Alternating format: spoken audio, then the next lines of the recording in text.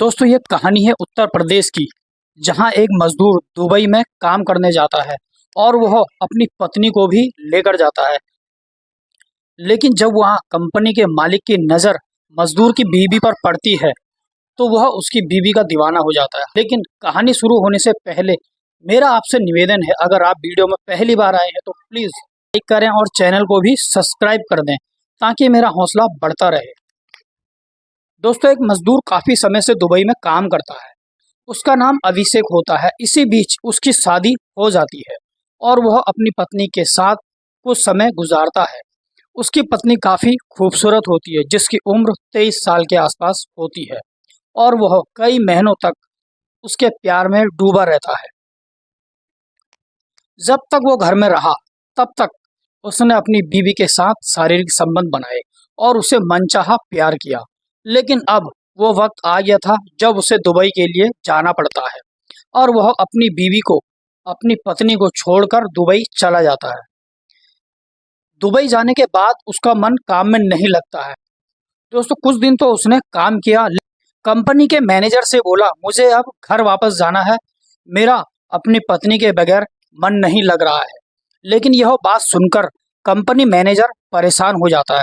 दोस्तों क्योंकि अभिषेक मजदूरों का लीडर था, वह मजदूरों से काफ़ी काम करवाता था और उसके मजदूरों से काम कराने से कंपनी का बहुत फायदा होता था। दोस्तों कंपनी मैनेजर ने सोचा अभिषेक को घर नहीं जाने देता हूँ, उसकी पत्नी को ही यहीं बुला लेते हैं ताकि अभिषेक का मन भी लगा रहेगा और कंपनी के काम का भी नुकसान नहीं होगा। यह बात कंपनी मैनेजर अभिषेक को बताता है और अभिषेक खुश हो जाता है।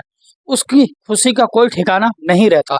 लेकिन अभिषेक सोचता है कि अगर उसकी पत्नी यहाँ आ गई तो लोगों की गंदी नज़र उस पर पड़ेगी, क्योंकि दोस्तों दुबई का माहौल अभिषेक को पता था। अभिषेक चाहता नहीं था कि उसकी पत्नी को यहाँ आना पड़े, लेकिन उसने सोचा वह इंडिया में अकेले रहकर भी क्या करेगी। इस वजह से वह अपनी पत्नी को बुला लेता है और कुछ समय में उसका पासपोर्ट बनाकर जल्दी से उसको अपने पास बुला लेता है और अभिषेक दुबई में खुशी खुशी जीवन बिताने लगता है। एक दिन मैनेजर अभिषेक से कहता है अब कैसी चल रही है तुम्हारी ज़िंदगी। तो अभिषेक कहता है बहुत अच्छी चल रही सर, आपने मेरी बहुत मदद की, मैं आपका शुक्रगुजार हूँ। लेकिन मैनेजर कहता है थैंक यू से काम नहीं चलेगा, एक दिन तुम्हें अपने घर में पार्टी देनी पड़ेगी। अभिषेक कहता है ठीक है सर, जब आप कहोगे तो मैं पार्टी दे दूंगा। अभिषेक मैनेजर के लिए एक दिन घर में पार्टी का इंतजाम कर देता है।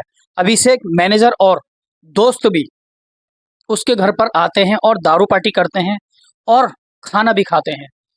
वह इतनी दारू पी लेते हैं, फिर मैनेजर रात को कहते हैं कि अपनी बीवी को बुलाओ, खाना बहुत अच्छा बना था, हमें आपकी बीवी को मुंह दिखाई देनी है और अभिषेक तुम्हारी बीवी खाना बहुत अच्छा बनाती है, मैं उसको इनाम देना चाहता हूँ।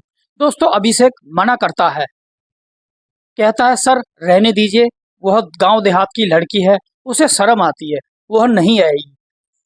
क्योंकि अभिषेक डरता है, उसे पता है कि दुबई में लड़कियों और औरतों के साथ क्या हाल होता है। इस वजह से भी वह अपनी पत्नी को उनके पास नहीं आने देता है। लेकिन दोस्तों मैनेजर जबरदस्ती करते हैं, कहते हैं जब तक तू अपनी बीवी को हमारे पास नहीं लाएगा तब तक हम यहाँ से नहीं जाएंगे, क्योंकि वह बहुत नशे में होते हैं। दोस्तों अभिषेक कंपनी के मैनेजर की बात नहीं टाल पाता है, तो मजबूरी में वह अपनी बीवी को उनके पास बुला लेता है। अभिषेक की बीवी सामने आ जाती है और मैनेजर कहता है अभिषेक तुम्हारी बीवी तो बहुत खूबसूरत है, काश ऐसी बीवी मेरी भी होती और मेरी बीवी अपने हाथों से मुझे खाना खिलाती। और मैनेजर बार बार कहने लगा तुम्हारी बीवी बहुत खूबसूरत है। लेकिन अब मजबूरी में अभिषेक कुछ न कह सका। मैनेजर अपने गले से चैन निकालता है और उसके साथ जो दोस्त रहते हैं वो भी कुछ पैसे देते हैं, वह भी उनको कुछ पैसे।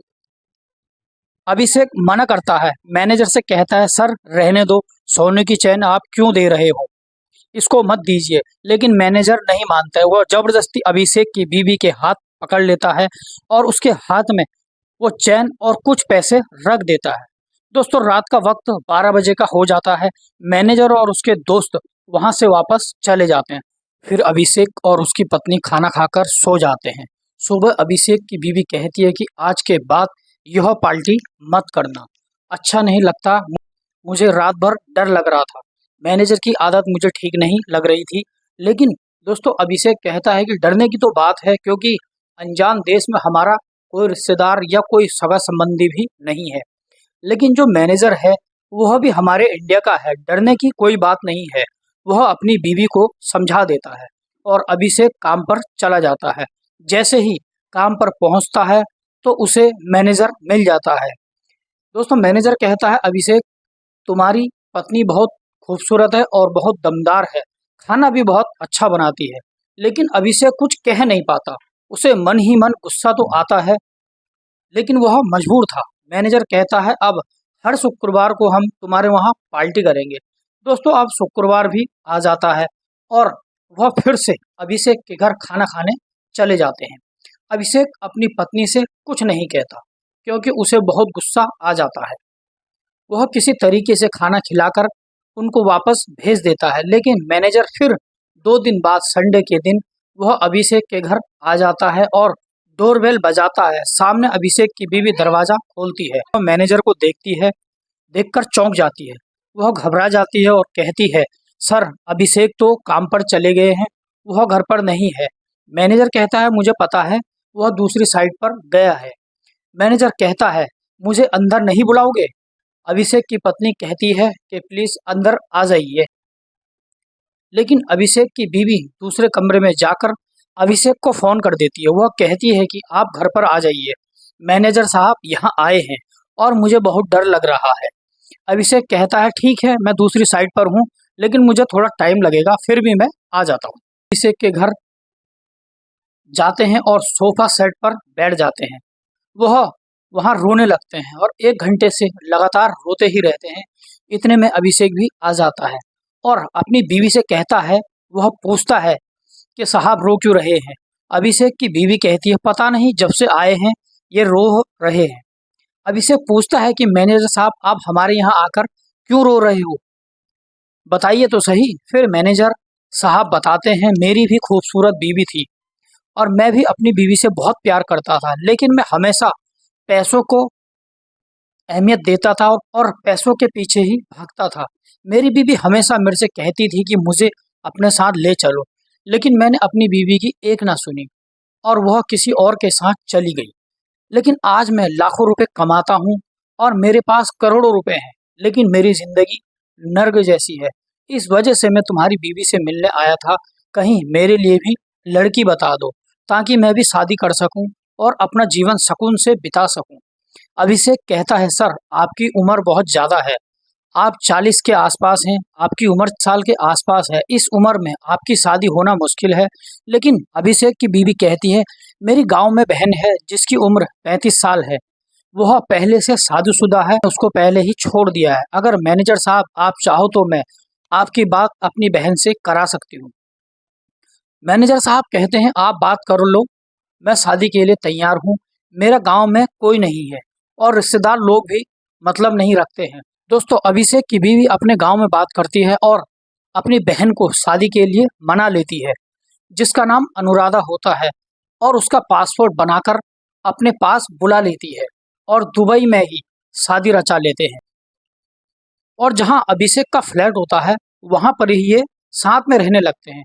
मैनेजर और अभिषेक दोनों का परिवार साथ साथ रहता है और इस तरीके से साथ साथ रहने के बाद 10 साल का वक्त गुजर जाता है। दोस्तों 10 साल के बाद मैनेजर की हार्ट अटैक से मृत्यु हो जाती है।